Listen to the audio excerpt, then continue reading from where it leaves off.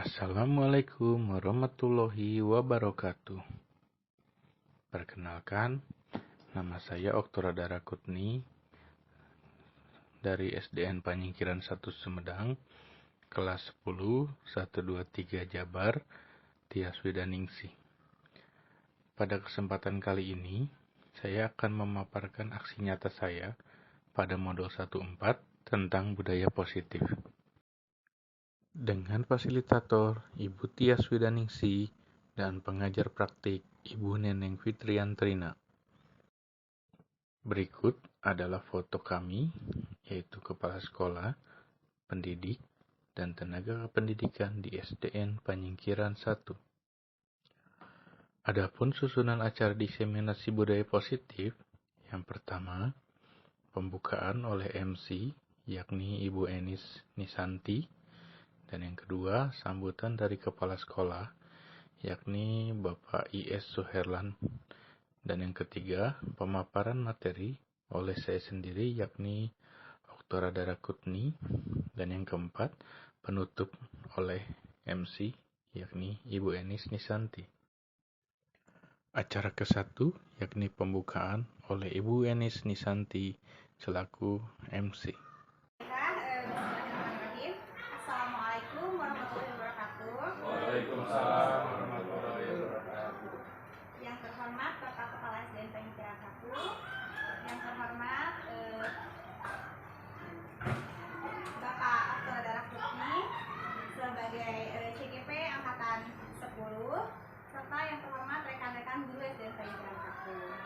Pertama-tama, mari kita panjatkan puji dan syukur kehadirat Allah Subhanahu wa Ta'ala bahwasanya pada hari ini, pada kegiatan diseminasi modul 4 budaya positif, kita bisa bertemu dalam keadaan sehat walafiat.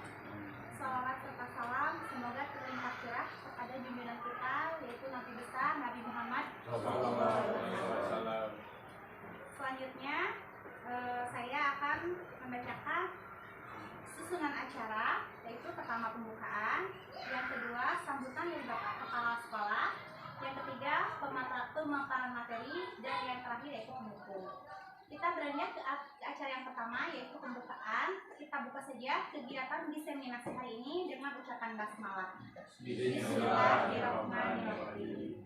Berlanjut ke acara yang kedua. Acara kedua, sambutan dari kepala sekolah, yakni Bapak I.S. Suherlan, SPD. Sambutan dari Bapak Kepala Sekolah SDN Panyingkiran 1, yaitu Bapak I.S. Suherlan. Waktu dan tempat kami persilahkan.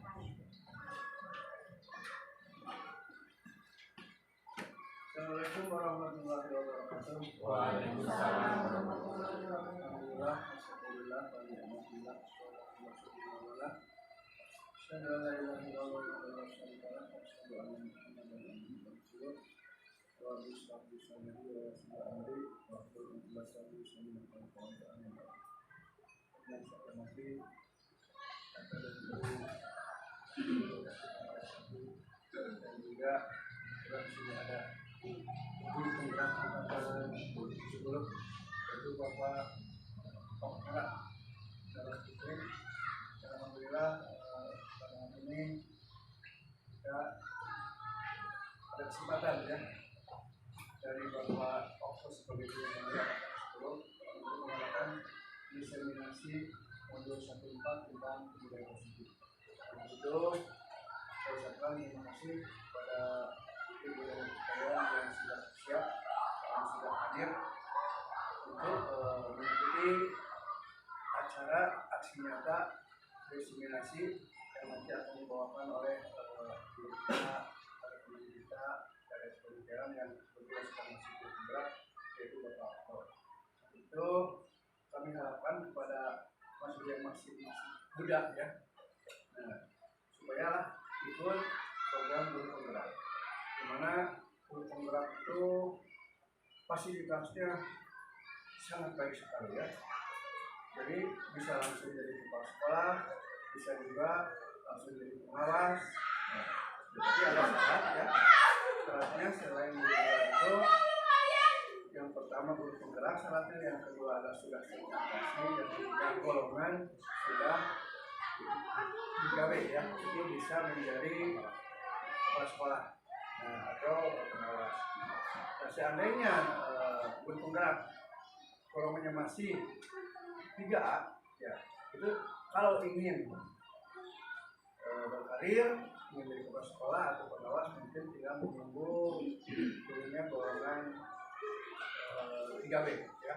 Nah, sekarang kalau ya sebentar lagi akan 3B, mudah-mudahan nanti beliau setelah tamat program ya bisa terus berprofesi ya, bisa terus kolaboratif ya dengan tugasnya, dan sehingga nanti apa-apa yang dia inginkan, yang dia cita-citakan bisa tercapai. Nah, begitu sekian saja sambutan dari saya.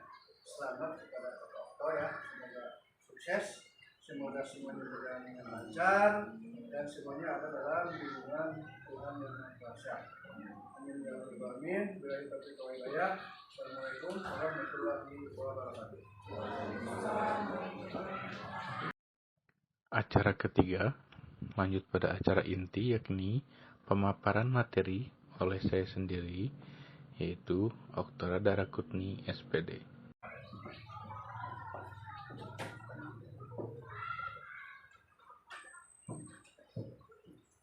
Terima kasih kepada Bapak Kepala Sekolah yang sudah memberikan sambutannya.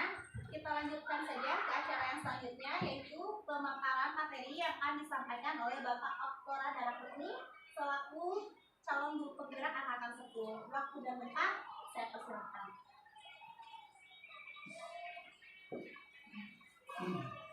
Terima kasih kepada Ibu MC yang telah membawakan acara dengan sangat baik, dan juga terima kasih kepada Bapak Kepala Sekolah yang telah memberikan sambutan dan juga menyempatkan waktu, terutama bagi Bapak Ibu guru juga sudah berkenan hadir dalam acara aksi nyata diseminasi modul 1.4 tentang budaya positif.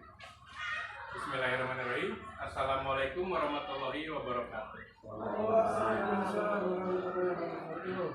Bapak dan Ibu yang saya hormati, Bapak Kepala Sekolah yang saya hormati, pada kesempatan ini setelah saya mempelajari modul 1.4 tentang budaya positif, di mana kami diharuskan melakukan aksi nyata berupa diseminasi, yaitu menyampaikan kembali apa yang telah kita dapat kepada rekan-rekan sejawat di sekolah, untuk kemudian lebih jauhnya lagi bisa diaplikasikan, karena di dalam budaya positif nanti tertera berbagai macam materi yang sangat relevan dengan kehidupan atau dengan pembelajaran kita di sekolah.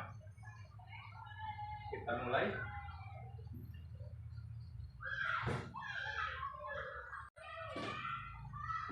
Kebetulan fasilitator saya berasal dari Kota Depok, yaitu Ibu Tias Widaningsih, dan memang selama ini baru bisa sinkron saja, jadi melalui tatap maya. Jadi kami bertemu baru melalui Meet tiap 1 bulan sekali. Lalu pengajar praktik yang pendampingan pada saat pendampingan kemarin hadir adalah Ibu Neneng Fitriantrina. Beliau kebetulan kepala sekolah di SDN Darangdan. Dan syarat menjadi pengajar praktik adalah, jadi tahapan dalam CGP itu ketika menjadi calon guru penggerak lulus, ingin daftar pengajar praktik bisa. Pengajar praktik mungkin lolos lagi menjadi fasilitator. Kebetulan di kita mungkin baru Bu Hijrah di situ fasilitatornya. Ini untuk jenjang di CGP-nya, guru penggerak, program guru penggerak.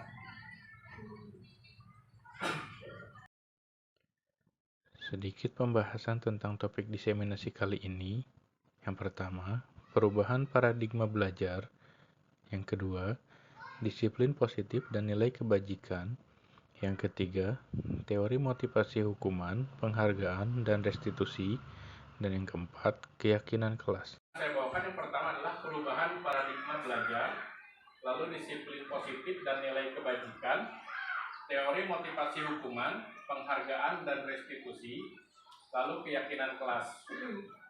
Ini sangat terstruktur sekali Bapak Ibu ya. Perubahan paradigma belajar yang tadinya mungkin seperti apa, kita rubah sedikit demi sedikit, karena kita harus mengikuti perkembangan zaman. Seperti yang diutarakan oleh Ki Hajar Dewantara, kita harus mengikuti kodrat zaman dan kodrat alam, di mana kodrat zaman kita mengikuti tidak bisa hanya terus-terusan menggunakan ilmu yang kita dapat pada saat sekolah, harus mengikuti perkembangan zaman.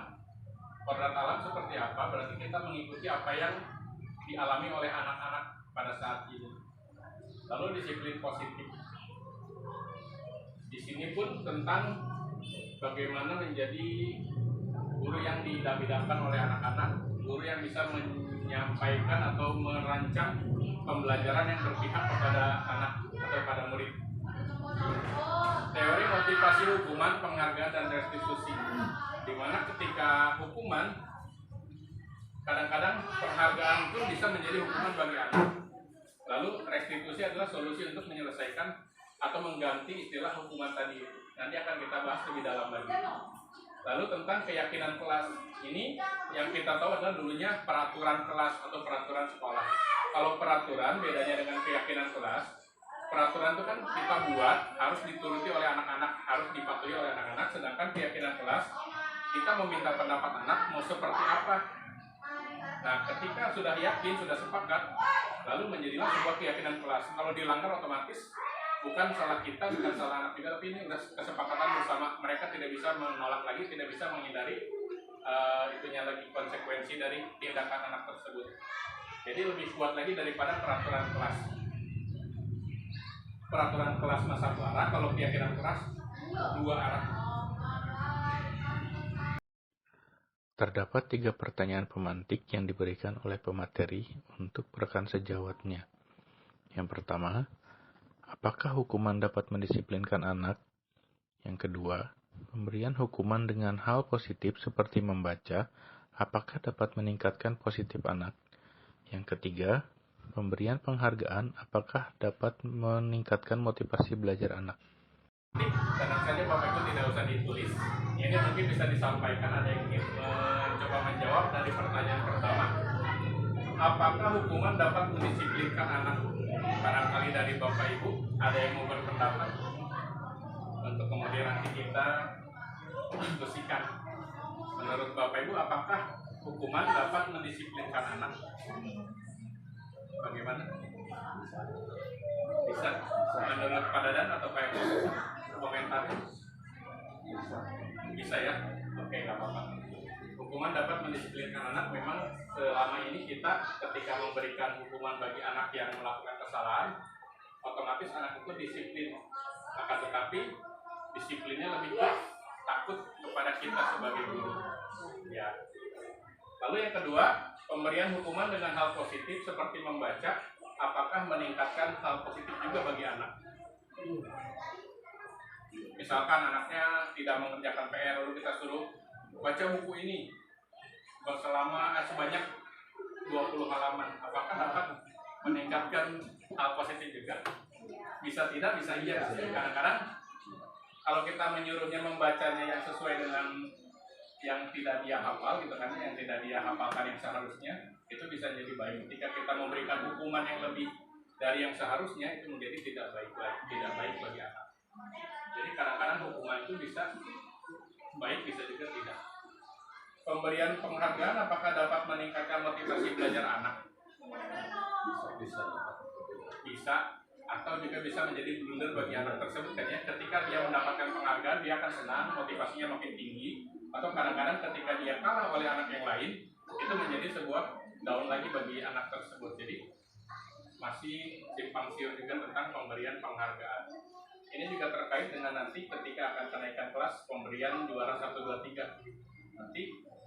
Dan seharusnya memang di kurikulum Merdeka sudah tidak ada lagi peringkat, kecuali kita ganti istilahnya menjadi anak terrajin atau anak yang paling rajin menabung gitu. Anak yang paling rajin datang ke sekolah, anak yang tidak pernah absen. Jadi kalau di sekolah swasta sudah dilaksanakan, kalau di negeri tinggal mengikuti saja. Jadi ada berupa kata-kata bahasa Inggris, misalkan penghargaan anak apa gitu. Jadi mereka lebih spesifik lagi penghargaannya tentang apa, bukan tentang juara 1, 2. Perubahan paradigma teori kontrol. Yang pertama, ilusi guru mengontrol murid.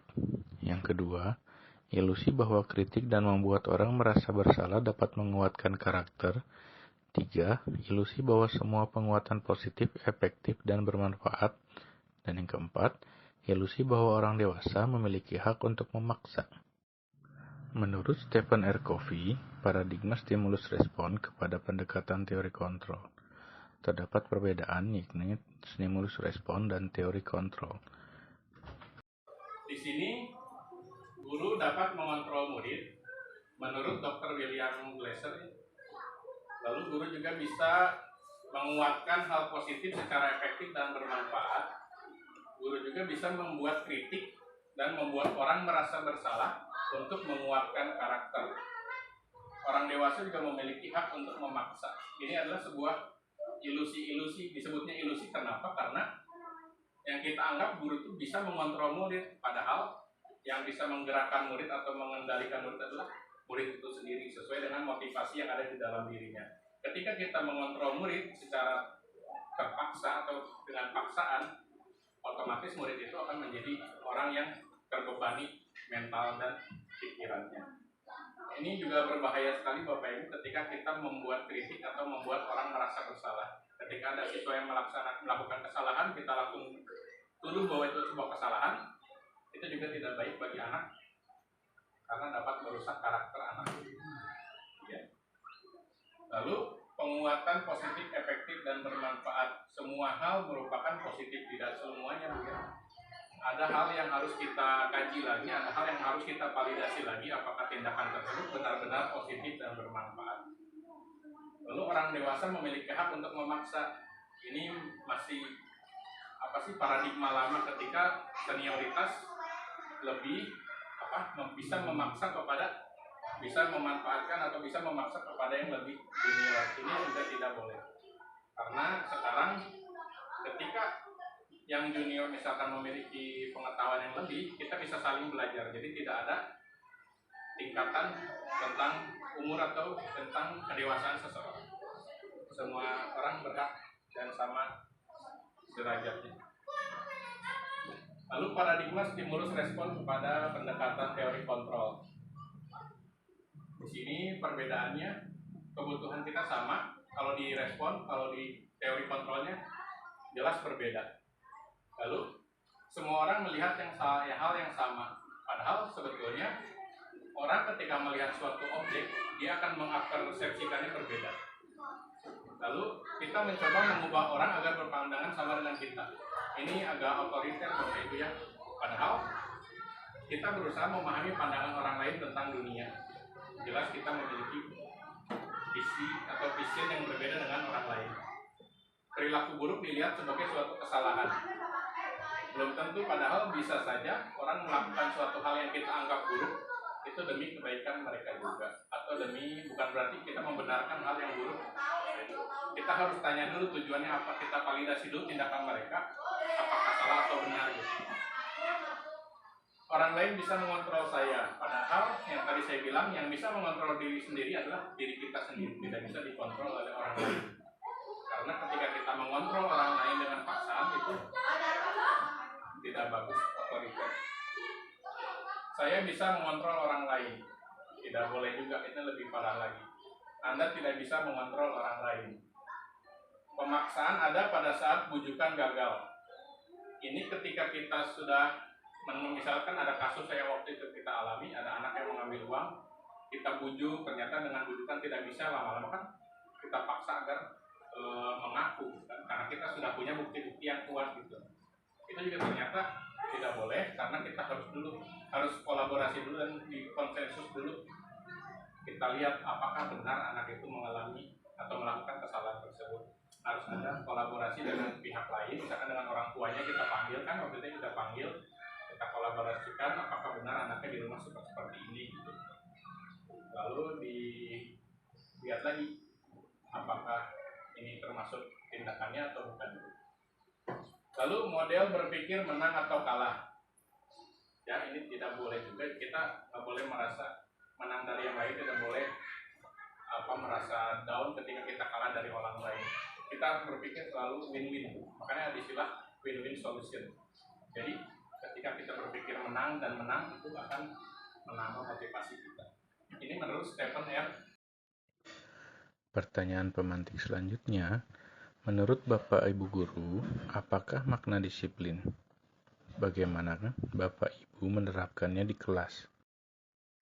Disiplin berasal dari bahasa Latin, disciplina, yang artinya belajar. Dalam budaya kita, makna kata disiplin dimaknai menjadi sesuatu yang dilakukan seseorang pada orang lain untuk mendapatkan kepatuhan. Kita cenderung menghubungkan kata disiplin dengan ketidaknyamanan.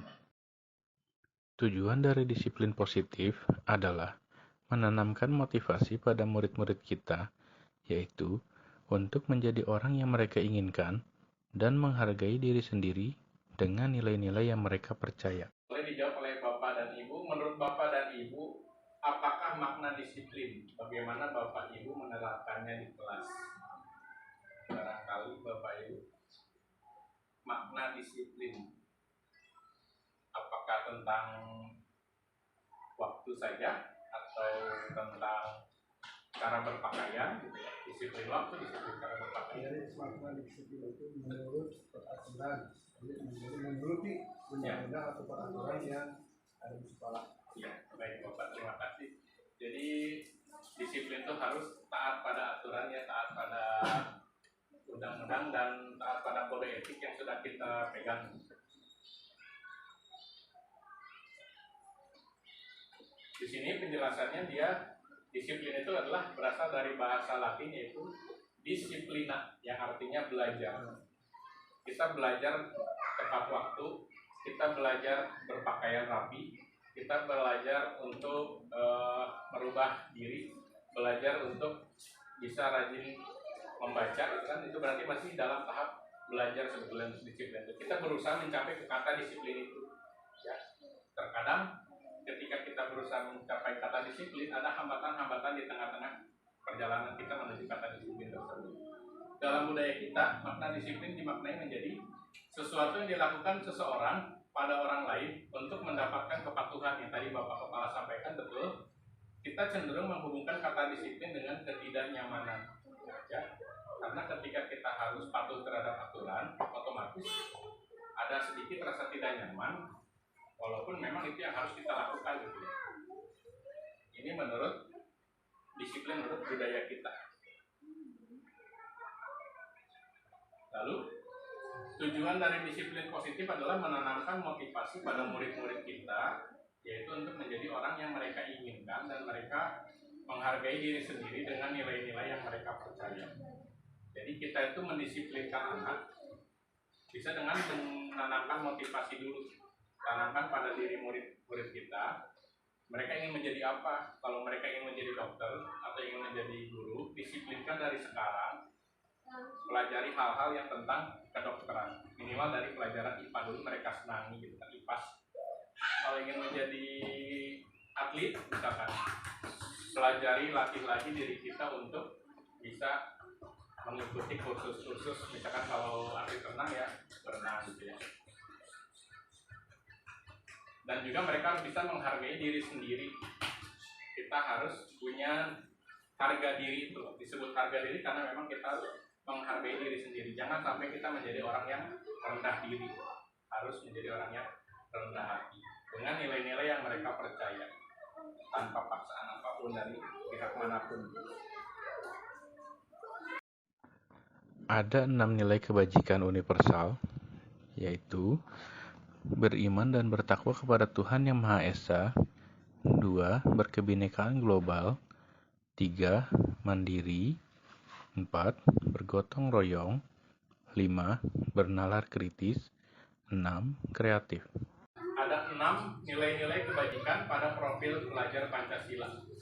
Yang pertama dan yang utama adalah kita beriman dan bertakwa kepada Tuhan Yang Maha Esa dan berakhlak mulia. Ya. Itu adalah dari sila-sila Pancasila, dari undang-undang. Kita harus menguatkan iman kita dan takwa kita kepada Tuhan. Lalu tentang berkebinekaan global, alhamdulillah di sekolah kita dengan beragam suku, ras, agama, dan budaya, kita bisa menciptakan suasana kebinekaan. Di mana pada saat pendampingan kemarin sudah dibahas tentang visinya, kita ada kata keragaman di visi sekolah kita. Lalu diskusi dengan ibu pengajar praktik bahwasanya apakah akan dirubah, akan ada perubahan untuk kedepannya. Ternyata kesepakatan kita tidak usah karena kita sudah ada kata keragaman dan kita sudah menjalankan keragaman tersebut di sekolah kita. Kita sudah bisa toleransi dengan siswa maupun rekan kerja yang berbeda agamanya, berbeda rasnya, berbeda sukunya. Kita bisa hidup berdampingan dan hidup nyaman di sekolah yang kita cintai. Lalu mandiri. Di sini kita harus bekerja atau bisa mengerjakan apapun sendiri. Ya, bisa melakukan apapun tanpa apa yang disebutnya. Bukan berarti kita tidak butuh orang lain. Kita harus bisa minimal mau mempelajari hal yang baru, mau melakukan hal-hal yang baru, sehingga kita bisa menjadikan diri kita sosok yang mandiri. Di sini gotong royong, dari simbolnya aja sudah ada pegangan tangan gitu ya, di mana kita harus bekerja sama dalam hal apapun. Ketika kita tidak bisa mengisi PMM, kita harus saling bergotong royong membantu bagaimana caranya mengisinya. Alhamdulillah kita juga sudah berjalan Bapak Ibu ya. Terutama dengan adanya Pombel juga bisa menciptakan suasana atau menciptakan profil gotong royong. Bernalar kritis, kita tidak bisa menghindari bahwasanya semakin canggihnya teknologi, semakin pola pikir anak pun semakin berkembang. Oleh karena itu kita juga harus minimal jangan tertinggal beberapa langkah dari anak. Kita harus setara dulu, kalau bisa lebih dari anak-anak, biar bagaimanapun anak itu walaupun lebih kemampuan dari kita, mereka butuh bimbingan, butuh tuntunan, karena namanya juga masih anak-anak. Yang dikhawatirkan sekarang ternyata mereka tuh bukan hanya istilahnya bukan Gen Z saja. Kita ternyata anak-anak kita tuh udah disebut generasi strawberry.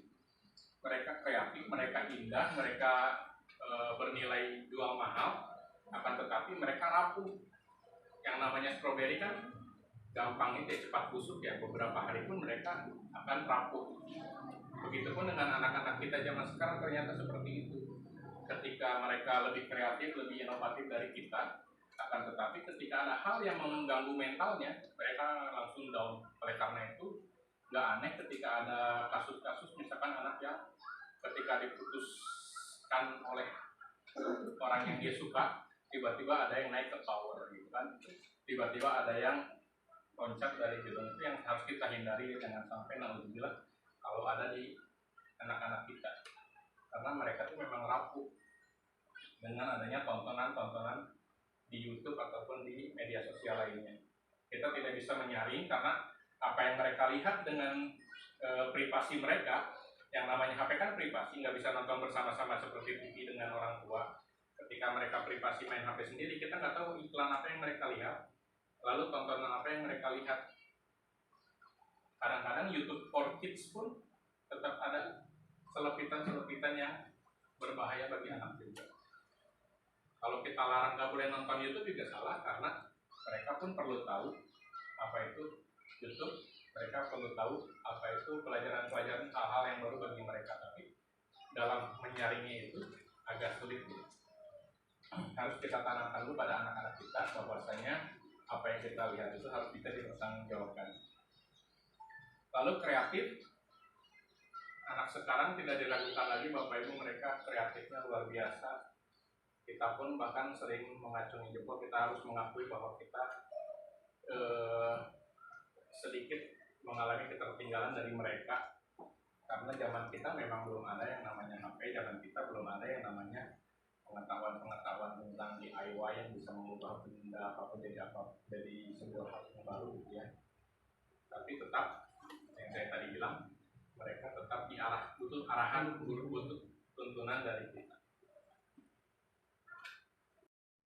Pertanyaan pemantik selanjutnya, sebagai seorang guru, saat hadir mengajar di kelas tepat waktu, motivasi apa yang Bapak Ibu punya? Apakah motivasi karena tidak ingin ditegur kepala sekolah, atau motivasinya ingin mendapat pujian dari kepala sekolah dan rekan-rekan, atau ingin mendapat penghargaan? Berikut adalah motivasi perilaku manusia menurut Diane Gossen dalam bukunya Restructuring School Discipline menyatakan ada 3 motivasi perilaku manusia. Dulu saat hadir mengajar di kelas tepat waktu, motivasi apa yang Bapak Ibu punya? Apakah karena tidak ingin ditegur kepala sekolah, atau ingin motivasinya mendapat pujian dari kepala sekolah atau rekan-rekan, atau ingin mendapatkan penghargaan? Yang tadi kita sepakati Bapak Ibu ketika memaknai disiplin itu adalah kita belajar bagaimana caranya agar dapat tepat waktu, belajar bagaimana caranya agar berpakaian yang rapi gitu kan ya. Bukan ingin mendapatkan pujian ataupun mendapatkan penghargaan dari atasan kita.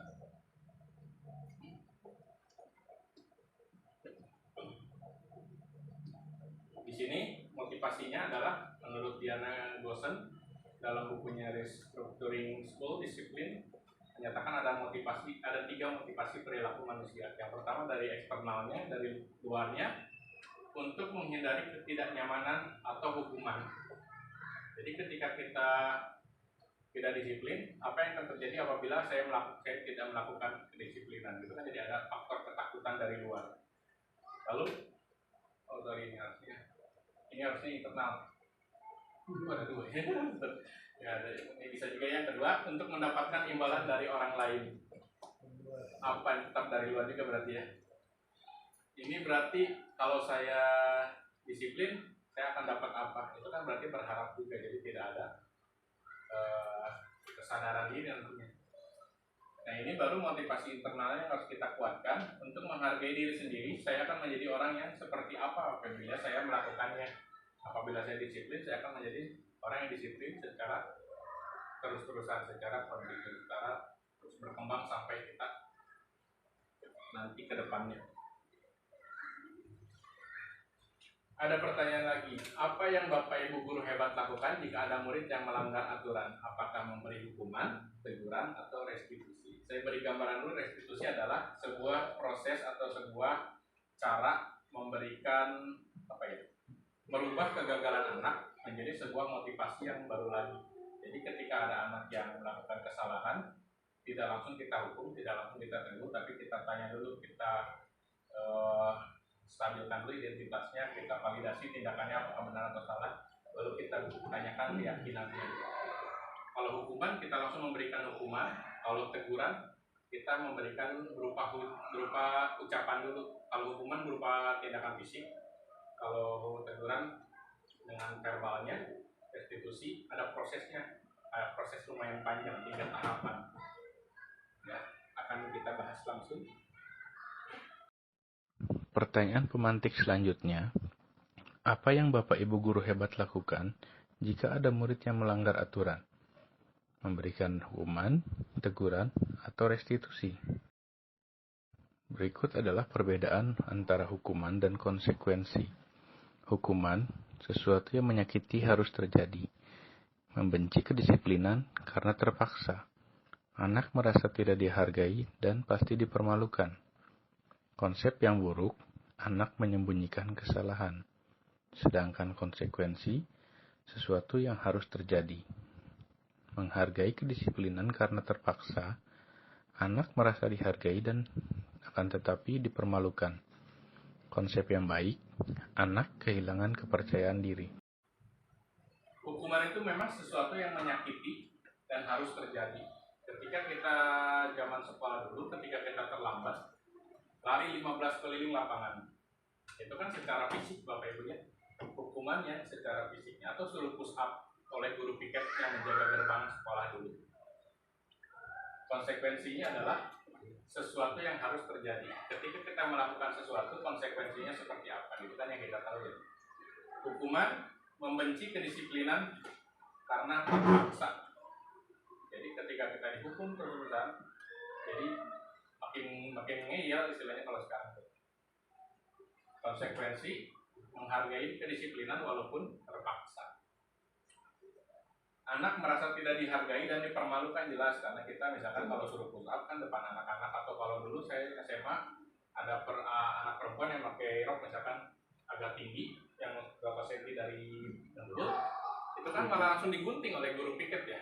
Itu kan makin bikin malu, bukannya menjadi baik gitu. Atau misalkan kalau laki-laki terlalu gondrong, langsung langsung dicukur di situ, di razia disebut.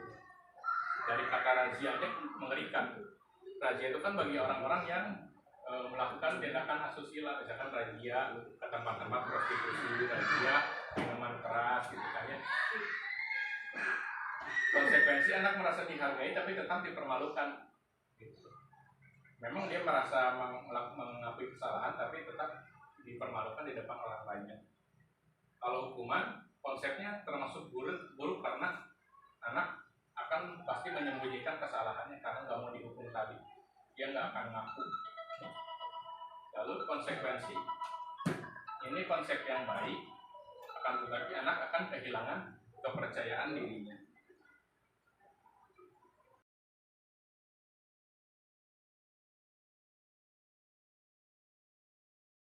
Termasuk hukuman atau konsekuensi bisa kita lihat Bapak Ibu. Yang pertama, mencatat 100 kali di dalam buku dengan kalimat saya tidak akan terlambat lagi. Ini sangat primitif sekali Bapak Ibu ya. Apakah ini termasuk hukuman atau konsekuensi? Menurut Bapak Ibu? Hukuman ya? Hukuman. Karena dia disuruh menulis sehingga menyakiti fisiknya kan, tangannya dibegal. Lari mengelilingi lapangan karena terlambat sekolah. Konsekuensi ya? Iya betul. Lalu ini murid diminta push up karena tidak memakai masker. Ini ketika zaman COVID sih. Ya punishment betul, push up. Mengganti kertas teman yang sudah dicoret-coret. Konsekuensi karena dia merusak barang orang, otomatis harus mengganti dengan yang baru. Lari mengelilingi lapangan karena telat pelajaran PJOK. Tapi ada kata ini Bapak Ibu, PJOK. Jadi kan PJOK memang tentang fisik. Jadi ketika guru olahraga memberikan hukuman fisik, sah-sah saja selama masih dalam konteks kebugaran. Jangan sampai lari mengelilingi lapangannya lebih dari 1 atau 2 keliling, atau misalkan 20 keliling kan menyakiti orang anak-anak juga. Penyiksaan sekarang tidak boleh, termasuk bullying juga. Bilang bodoh nyubit anak pun nggak. Pengertian restitusi. Restitusi adalah proses menciptakan kondisi bagi murid untuk memperbaiki kesalahan mereka, sehingga mereka bisa kembali pada kelompok mereka dengan karakter yang lebih kuat, menurut Gossen tahun 2004. Restitusi juga merupakan proses kolaboratif yang mengajarkan murid untuk mencari solusi untuk masalah mereka, dan membantu murid berpikir tentang orang seperti apa yang mereka inginkan, dan bagaimana mereka harus memperlakukan orang lain. Restitusi, proses menciptakan kondisi bagi murid untuk memperbaiki kesalahan mereka sendiri, sehingga mereka bisa kembali pada kelompok mereka dengan karakter yang lebih kuat.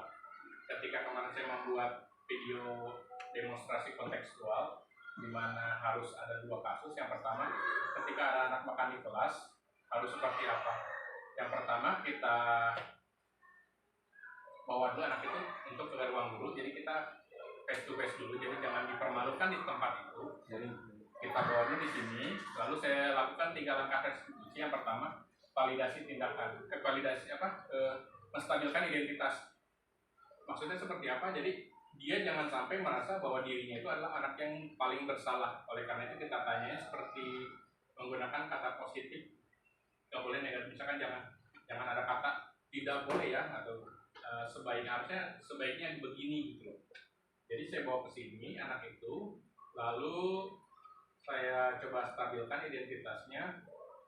Seperti saya tanyakan begini waktu itu, coba tadi apa yang Denny lakukan di kelas. Nanti kan anak ngaku sendiri kan, dengan pendekatan yang halus.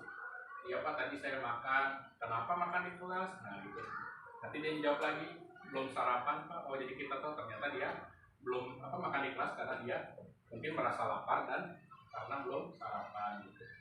Lalu kita validasi tindakannya, apakah itu salah atau benar. Menurut Denny misalkan, tindakan Denny benar atau salah. Jadi jangan kita, kamu salah, nggak boleh gitu. Tapi menurut Denny, tindakan Denny benar atau salah? Denny menjawab, salah Pak. Kita tanya lagi, kenapa salah? Karena makan tuh bolehnya di jam istirahat. Jawabannya seperti itu. Bisa banyak sih reaksi dari anak-anak, tapi pasti nanti arahnya ke situ, bahwa mereka mengakui kesalahannya. Lalu yang terakhir adalah meyakini atau menanyakan kembali keyakinan kelas. Seharusnya memang keyakinan kelas kita buat di awal semester. Seperti kita akan di seminar, pasti sekarang pemateri akan selalu menanyakan keyakinan kelas. Misalkan, Bapak Ibu keyakinan kelas kita mau seperti apa nih? Misalkan boleh ke WC, gitu misalkan. Lalu boleh sambil makan itu kesepakatan juga itu. Asalkan sepakat, tidak mengganggu jalannya seminar. Saya pun ketika loka karya, rata-rata pematerinya, pengajar praktiknya membuat keyakinan kelas. Bapak Ibu mau seperti apa kita gitu nih, pembelajarannya. Jadi kita lebih enak relax itu belajar, nggak ada tekanan. Ketika kita menanyakan keyakinan kelas ke anak, misalkan, coba Denny ingat-ingat lagi keyakinan kelas yang kita buat seperti apa. Nanti anak menjawab lagi, ingat, oh ya nomor 6 tentang ketika kita belajar harus fokus, tidak boleh sebaiknya makan di jam istirahat. Jadi balik lagi ya, sepakatnya tentang keyakinan yang pernah mereka buat juga. Ini menurut dosen. Jadi mereka bisa kembali lagi kepada teman-temannya karena mereka tidak dipermalukan depan teman-temannya. Beda dengan kita mempermalukan depan teman-temannya. Mereka akan malu untuk ketemu teman. Kadang-kadang bisa jadi gak masuk besoknya, gak masuk sekolah, kan bahaya. Karakter mereka pun lebih kuat. Oh, guruku ternyata ini nih nggak langsung nyalain aku nih, aku merasa ada yang mengayomi gitu kan. Rata-rata anak membuat kesalahan kan karena ingin dia kan diberi perhatian lebih gitu kan, bukan berarti mereka memang ingin melakukan kesalahan. Restitusi juga merupakan proses kolaboratif yang mengajarkan murid untuk mencari solusi mereka sendiri, ya, dan membantu murid berpikir tentang orang seperti apa yang mereka inginkan dan bagaimana mereka harus memperlakukan orang lain. Ketika kita memperlakukan anak-anak secara halus, mereka pun akan halus kepada orang lain juga. Gitu. Beda lagi ketika kita menyalahkan terus-terusan, mereka pun akan selalu mencari kesalahan orang lain. Begitu. Ini luar biasa sekali restitusi. Pertanyaan pemantik selanjutnya. Pernahkah Bapak Ibu guru hebat memberikan penghargaan kepada murid karena telah melakukan sesuatu? Dihukum atau penghargaan? Alfie Kohn dalam bukunya Punish by Reward tahun 1993 wawancara ASCD Annual Conference Maret 1995 mengemukakan baik penghargaan maupun hukuman adalah cara untuk mengontrol perilaku seseorang yang menghancurkan potensi untuk pembelajaran yang sesungguhnya. Menurut Kohn, secara ideal, tindakan belajar itu sendiri adalah penghargaan sesungguhnya. Posisi kontrol saya kan ada 5 posisi kontrol orang guru. Saya itu lebih ke pemberi atau membuat orang merasa bersalah. Rata-rata kita melihat anak-anak yang melakukan nyontek gitu kan ya, kamu nggak boleh nyontek gitu kan, kita langsung tegur gitu di saat itu juga. Ternyata tindakan kita itu selama ini kurang tepat. Tapi tidak apa-apa Bapak Ibu, kita bisa belajar juga karena memang setelah mendapatkan materi ini, oh saya salah ternyata selama ini gitu. Setidaknya kita belajar dari kesalahan bagaimana memperlakukan murid-murid kita. Pernahkah Bapak Guru Ibu hebat memberikan penghargaan kepada murid karena melakukan sesuatu? Pernah tidak Bapak Ibu di kelas misalkan anak ini nih menang lomba apa nih, kita kasih ini. Pernah saya rasa kemarin ya pada saat OSN Bapak Ibu memberikan rezekinya lebih kepada atlet-atlet karena memang untuk memotivasi mereka. Ya, betul. Ketika berupa pujian juga itu sudah termasuk penghargaan, apresiasi bagi mereka. Mereka akan sangat senang, maka mereka akan berbunga-bunga, mereka akan menambah lagi motivasi.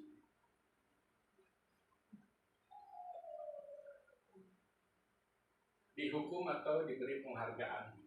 Menurut Alfie Kohn, punish by reward, ya, dari kata-katanya kita bisa dalami lagi, punish by reward. Ternyata ketika memberikan penghargaan bisa menjadi sebuah hukuman bagi anak juga bisa ya. Lalu wawancara SCD Annual Conference pada bulan Maret 1995 mengumumkan bahwa baik penghargaan maupun hukuman adalah cara mengontrol perilaku seseorang yang menghancurkan potensi untuk pembelajaran yang sesungguhnya. Secara ideal, tindakan belajar itu sendiri adalah penghargaan sesungguhnya. Jadi ketika kita memberikan pembelajaran yang sudah sistematis, itu adalah penghargaan bagi anak-anak karena kita mengarahkan kepada hal yang baik juga dalam pembelajaran. Nanti akan kelihatan pengaruh jangka pendek dan jangka panjangnya seperti apa ketika kita memberikan penghargaan terus-terusan. Boleh sekali dua kali, tapi tidak boleh terus-terusan karena mereka kan selalu berharap nantinya, wah kok nggak ada nih, guru aku nggak ngasih motivasi nih hari ini gitu kan. Takutnya dia merasa ketergantungan. Kalau nggak ada motivasi dari kita, nanti takutnya malas, ya, anaknya jadi udah malas, nggak mau rajin lagi gitu kan. Nanti barangkali nggak dipuji sama bapak ibu guru gitu. Penghargaan bisa menjadi tidak efektif ketika tidak tepat sasaran. Betul.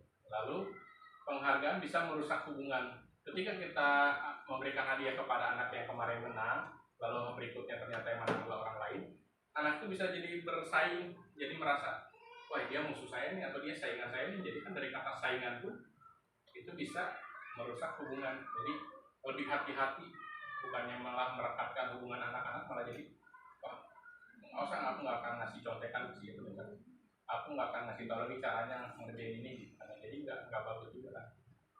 Penghargaan bisa menurunkan kualitas anak juga, betul. Penghargaan mematikan kreativitas, betul juga. Jadi Bapak Ibu, ini yang saya sampaikan ini adalah apa yang ada di pendapat-pendapat para ahli. Jadi bukan saya buat secara asal-asalan, saya hanya menyampaikan apa yang didapat pada saat pembelajaran selama ini. Jadi ternyata memang seperti ini keadaan yang sudah diteliti sejak 1995 itu.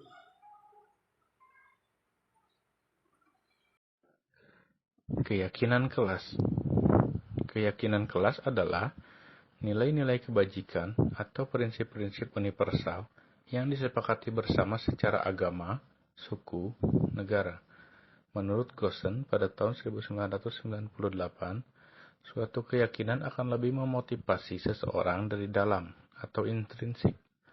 Seseorang akan lebih bersemangat untuk menjalankan keyakinannya daripada hanya sekedar mengikuti peraturan. Berikut adalah proses pembentukan keyakinan kelas. Atau prinsip-prinsip universal yang disepakati secara bersama, secara agama, suku, dan negara atau bangsa. Menurut Gossen, keyakinan akan lebih memotivasi seseorang dari dalam, dari motivasi dirinya. Betul. Seseorang akan lebih bersemangat untuk menjalankan keyakinan daripada hanya sekedar mengikuti peraturan. Ya, yang saya bilang tadi, peraturan satu arah karena kita memaksakan anak harus melakukan itu, sedangkan keyakinan kesepakatan ada dua arah. Jadi anak pun tidak bisa menolak karena mereka yang menginginkan hal tersebut. Ini contoh keyakinan kelas punya Bu El. Bu El prepare. Yang pertama, mengerjakan tugas tepat waktu. Ini pasti sudah disepakati satu-satu biasanya Bapak Ibu. Anak-anak gimana nih? Kalau tentang tugas mau gimana? Harus tepat waktu Bu. Nah, kita langsung buat kata-kata positifnya. Jadi bukan berarti tidak boleh nggak boleh kata-katanya nggak boleh gini. Tidak boleh telat mengerjakan tugas, nggak boleh. Tapi harus kata positifnya, nggak boleh ada negasinya. Nggak boleh ada kata tidak, nggak boleh ada kata jangan. Jadi mengerjakan tugas tepat waktu. Lalu menjaga kebersihan kelas atau jagalah kebersihan kelas. Itu kan kata-kata positifnya Bapak Ibu ya. Sopan santun dalam tutur kata dan perilaku. Ini sih memang perlu karena anak sekarang bahasa-bahasa kasar itu udah banyak yang saya bilang ya kan, bukan hanya di bahasa kebun binatang saja, ternyata di dalam game pun ketika mereka mabar main bareng dengan anak dari HP lain atau dari tempat lain, itu bisa bahasanya nggak bagus. Ya kan, kita kan yang kemarin kita bahas di pendampingan individu, ayo cok, maju cok, kan dia nggak tahu artinya cok itu apa gitu, padahal pikirannya ayo guys, padahal kan bukan gitu. Itu dari bahasa itu ya, bahasa luar, di bahasa Jawanya kan jangan cok itu kan nggak bagus. Jadi ketika anak cuma tahu singkatannya aja, mereka menyangka oh jangan ayo guys itu pikirannya, padahal ayo cok serang cok. Nggak bagus ya. Oleh karena itu perlu ini sopan santun dalam tutur kata dan perilaku. Yang keempat, saling menyayangi, menghargai, dan membantu antar teman. Ini yang tadi, ketika anak sudah tidak merasa bersaing atau tidak merasa disaingi oleh orang lain, mereka akan saling menyayangi, menghargai, dan mau membantu temannya tanpa pilih-pilih. Yang kelima, diperbolehkan menggunakan HP ketika ada tugas saja. Ini mungkin dibatasi penggunaan HP ketika ada tugas dan ketika ingin dijemput oleh orang lain. Tapi kesepakatan awalnya mungkin ketika ada kehilangan di luar tanggung jawab guru. Karena biar bagaimanapun yang mengizinkan membawa HP adalah orang tua. Kita hanya memfasilitasi saja. Fokus dan tenang ketika belajar. Betul, Bapak Ibu. Seperti ini contoh keyakinan kelas, mungkin nanti di semester awal bisa kita buat dulu dengan anak-anak yang baru. Kalau sekarang kan sudah terlambat ya, sudah keburu mau pada naik, nanti bisa menjadi inspirasi bagi Bapak dan Ibu untuk membuat keyakinan kelas. Bagaimana langkah-langkahnya? Yang pertama adalah keyakinan bersifat abstrak. Jadi kadang-kadang ada yang bisa dilakukan secara langsung, ada yang hanya berupa kata-kata saja. Macam tadi kan bertutur kata baik dan sopan, itu kan tidak ada bentuk tentunya ya, bentuk kenyataannya dalam gerakannya, tapi dalam ucapan saja. Keyakinan kelas dibuat dalam bentuk positif, yang tadi saya bilang nggak boleh ada kata negasi, nggak boleh ada kata tidak ataupun jangan. Hendaknya tidak terlalu banyak, aturan nggak boleh sampai 20, keyakinan kelas nggak boleh sampai 20 kata. Malah malas membacanya, nanti mereka malas melakukannya. Cukup 10 atau 5 sampai 10 keyakinan aja. Jadi mereka akan ingat, coba keyakinan nomor berapa yang kalian langgar gitu kan. Nomor 6 Bu, oh iya benar. Jadi udah hafal mereka. Mudah diterapkan juga, sesuai dengan konteks anak-anak juga, nggak boleh sesuai konteks kita. Jangan menggunakan HP ketika ada tugas yang kepanjangan, jadi menggunakan HP ketika ada tugas itu pendek-pendek. Semua warga kelas berkontribusi. Betul. Keyakinan kelas harus ditinjau kembali ketika di perjalanannya. Oh ternyata HP nggak boleh nih, ternyata terlalu banyak kehilangan HP-nya. Nah kita tinjau lagi, kita ganti lagi keyakinan kelasnya. Misalkan kalau nggak boleh banget bawa HP karena banyak kasus, kita gini aja gantinya. Ketika ingin dijemput, boleh pinjam HP gurumu. Jadi lebih enak ya kedengarannya daripada jangan bawa HP. Kecuali mungkin yang guru kan gak enak juga, jadi silakan menggunakan HP gurumu untuk minta dijemput orang tua. Lebih enak didengar Bapak Ibu.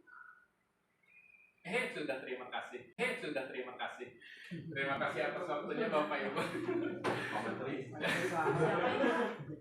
Calon bupati. Amin ya Allah. Terima kasih atas waktunya, terima kasih atas kesempatan yang telah saya berikan, yang telah diberikan kepada saya. Mudah-mudahan bisa sesuai kata istilahnya mendiseminasi, bisa sedikit menularkan ilmu. Saya nggak mau mentransfer ilmu, karena kalau mentransfer yang di saya habis dong. Kalau menularkan kan ibaratnya kita pilek, Pak Epul ikutan pilek. Tapi pilek ke dalam hal jeleknya. Kalau ini kan menularkan ilmu, ada sedikit ilmu nih, walaupun sedikit yang saya kasih. Dari 10 yang saya terima, minimal ada 3 atau 4 yang Bapak Ibu terima.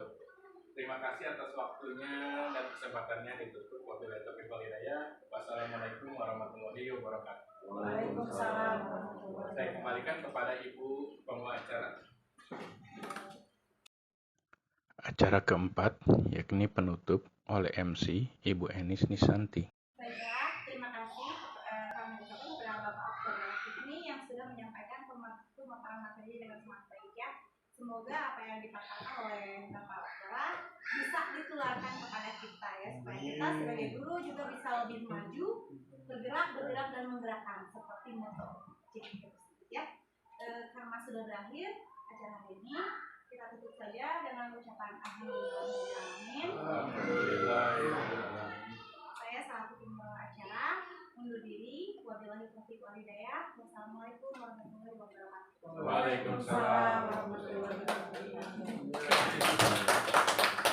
Berapa menit nih?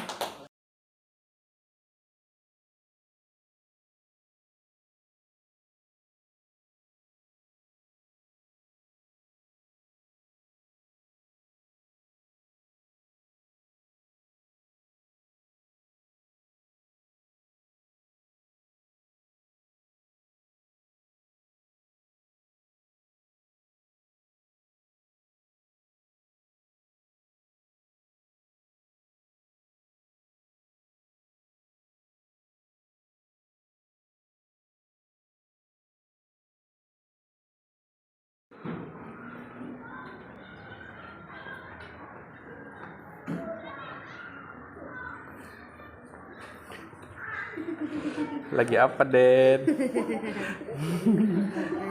Coba lihat. Oh,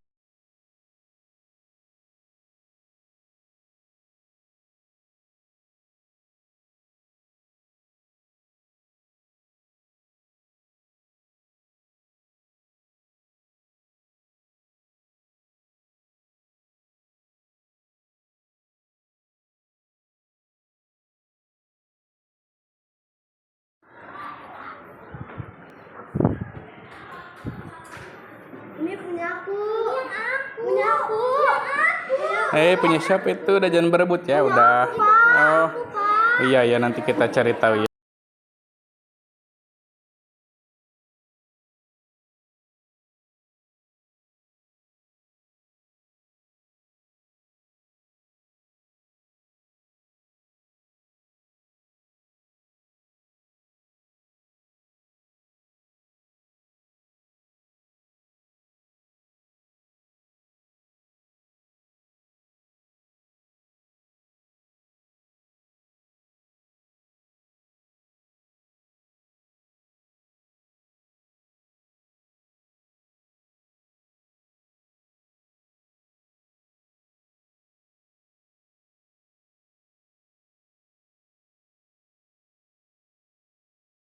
Denny, kira-kira tadi Denny ngapain di sekolah? Makan di kelas, Pak. Makan di kelas. Kenapa emang? Lapar, Pak. Lapar? Belum sarapan? Belum, Pak. Oh, kira-kira menurut Denny kalau makan di kelas benar atau salah? Salah, Pak. Salah ya? Ya. Jadi sebaiknya kalau makan di jam istirahat. Ya kan kita sudah buat keyakinan kelas ya bahwa di dalam kelas tidak boleh makan dan juga tidak boleh makan di kelas sebelum jam istirahat. Denny nggak mau ngulangi lagi atau enggak? Enggak, Pak. Iya. Jadi gimana Denny mau minta maaf? Maaf, Pak. Iya. Nggak boleh diulangi lagi ya. Ya, Pak. Ya, Pak. Coba tadi apa yang udah Fani lakukan di kelas? Ngerebut pensil warna baby, Pak. Emang itu pensil warna siapa? Baby, Pak. Berarti yang Fani lakukan benar atau salah? Salah, Pak. Salah ya, harusnya kalau mau minjem gimana? Bilang dulu ya, izin dulu, bilang dulu bagus. Terus Fani juga jangan lupa bahwa kalau meminjam barang orang harus dikembalikan ya. Kita kan udah punya keyakinan keras ya, udah dibuat di sekolah ya, bahwa kalau barang orang lain bukan hak kita tidak boleh diambil kecuali izin dulu untuk dipinjam. Maaf ya, Pak. Iya, nggak apa-apa, jangan diulangi lagi ya. Ya, Pak.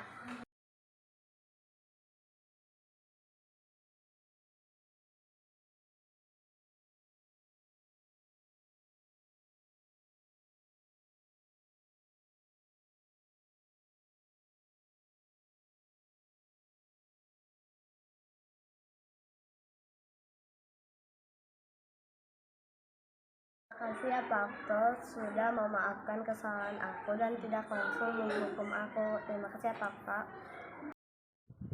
Sekian yang dapat saya sampaikan. Terima kasih. Wabillahi taufiq walhidayah. Wassalamualaikum warahmatullahi wabarakatuh. Guru penggerak, tergerak, bergerak, menggerakkan.